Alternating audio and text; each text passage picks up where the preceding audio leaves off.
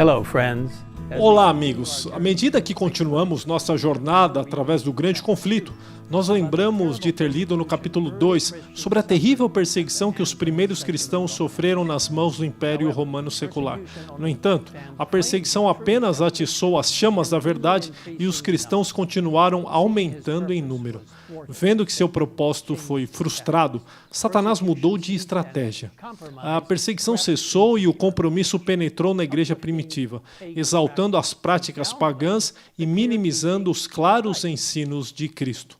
Hoje nós vamos ver como o surgimento de uma grande apostasia e seu líder foi predito pelo apóstolo Paulo aproximadamente 5 séculos antes, quando ele escreveu aos crentes de Tessalônica, declarando como a segunda vinda de Cristo não aconteceria. Ele escreveu: "Ninguém de modo nenhum os engane, porque isto não acontecerá sem que primeiro venha a apostasia e seja revelado o homem da iniquidade, o filho da perdição, o qual se opõe e se levanta contra tudo que se chama Deus ou é objeto de culto, a ponto de assentar-se no santuário de Deus, apresentando-se como se fosse o próprio Deus." Quem é esse homem da iniquidade, que se opõe a Deus e busca tomar o lugar de Deus na terra por meio de ensinamentos e práticas blasfemas?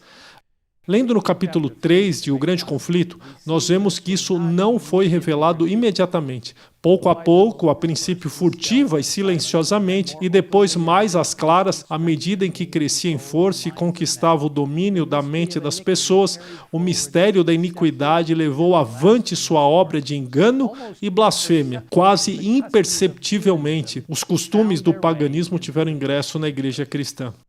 À medida que a igreja medieval buscava obter riqueza e poder, ela foi levada a fazer uma conciliação entre o paganismo e o cristianismo, suplantando a palavra de Cristo pela fidelidade a um ser humano, o poderoso bispo de Roma. No ano 533 d.C., o imperador romano Justiniano declarou o bispo de Roma, isto é, o Papa, cabeça de todas as santas igrejas. Após a expulsão dos arianos ostrogodos de Roma em 538 da nossa era, o papado ganhou pleno poder político e religioso. Mais tarde, o Papa recebeu o título de divindade, Senhor Deus, o Papa, e foi considerado infalível, visto como verdadeiramente Deus e homem. Nós lemos que, pelo fato de que a Bíblia exaltaria a Deus e colocaria o homem finito em sua verdadeira posição, portanto, suas sagradas verdades deveriam ser ocultadas e suprimidas. Esta lógica foi adotada pela Igreja de Roma. Durante séculos, a circulação da Escritura foi proibida. Ao povo era vedado lê-la ou tê-la em casa. Sem a Bíblia como salvaguarda, as pessoas não tinham padrão para distinguir entre o certo e o errado e ficavam à mercê de uma igreja e de um clero corruptos. Uma maneira pela qual o paganismo entrou na igreja foi por meio da adoração de imagens. Os ídolos, anteriormente venerados como deuses pagãos, foram simplesmente transformados nos chamados santos cristãos e adorados. Desta forma, grandes grupos de pessoas se tornaram cristãos nominais. Talvez uma das maneiras mais significativas pelas quais o paganismo entrou na igreja foi por meio da adoração do chamado venerável dia do sol, ou seja, o domingo. Mas isso não aconteceu de repente. Nos primeiros séculos, o verdadeiro sábado, que é o sábado do sétimo dia, foi guardado por todos os cristãos. Eram estes, ciosos da honra de Deus e crendo que sua lei é imutável, zelosamente preservavam a santidade de seus preceitos. Mas nos é dito que Satanás trabalhou com grande sutileza, operando mediante seus agentes para efetuar seu objetivo. Foi feito do domingo um festival em honra da ressurreição de Cristo.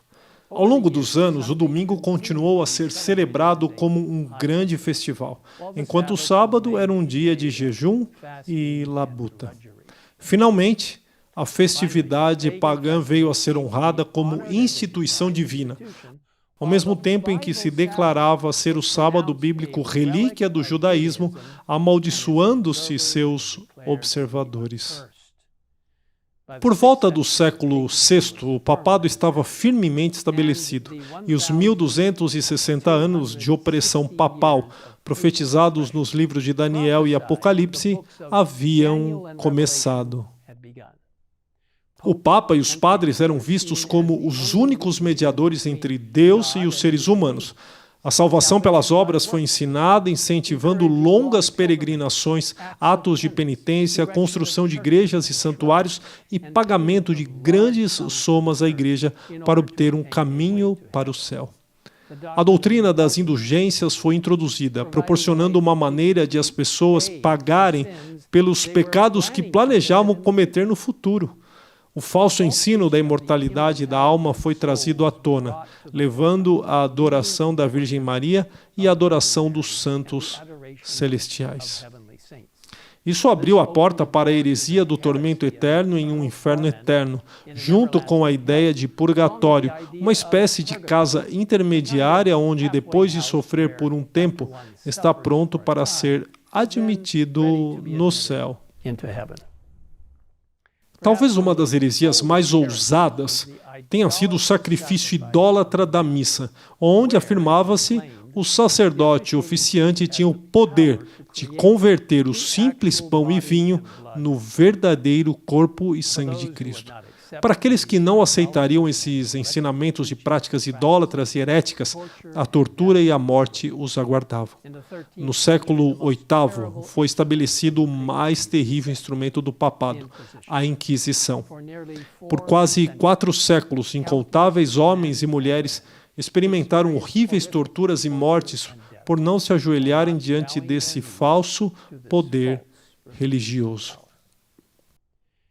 Durante os 1260 anos de escuridão preditos pela profecia, a palavra de Deus foi quase banida da face da terra. O mal tinha pleno domínio, com crimes impensáveis sendo cometidos e celebrados. E, no entanto, a luz da verdade de Deus nunca foi totalmente extinta. Ao longo da história, Deus sempre preservou um remanescente fiel à sua palavra. Na próxima semana, ao continuarmos nosso estudo do livro Grande Conflito, aprenderemos sobre um grupo especial de pessoas que destemidamente carregaram a tocha da verdade durante este período tão sombrio. Se você ainda não obteve uma cópia deste incrível livro, eu o encorajo a visitar thegreatcontroversyproject.org, onde você ali pode baixar uma cópia gratuita hoje. Ao encerrarmos nosso tempo juntos, convido você a orar comigo agora mesmo. Pai nosso que estás nos céus, reconhecemos que literalmente milhões de pessoas sofreram porque acreditaram em Tua palavra sagrada escrita e quiseram seguir as instruções do céu. Obrigado por nos dares a Bíblia, obrigado por nos dares a oportunidade hoje de ter acesso à Santa Palavra. Ajuda-nos a ler, a viver, a promover e compartilhar a Bíblia. E, Senhor, por favor, guia-nos à medida que avançamos para o futuro. E quaisquer desafios que possamos enfrentar, que possamos sempre, como os antigos faziam, nos apoiar completamente em Ti e em Tua palavra para nos levar adiante. Obrigado, Senhor. Em nome de Jesus oramos. Amém. Amen.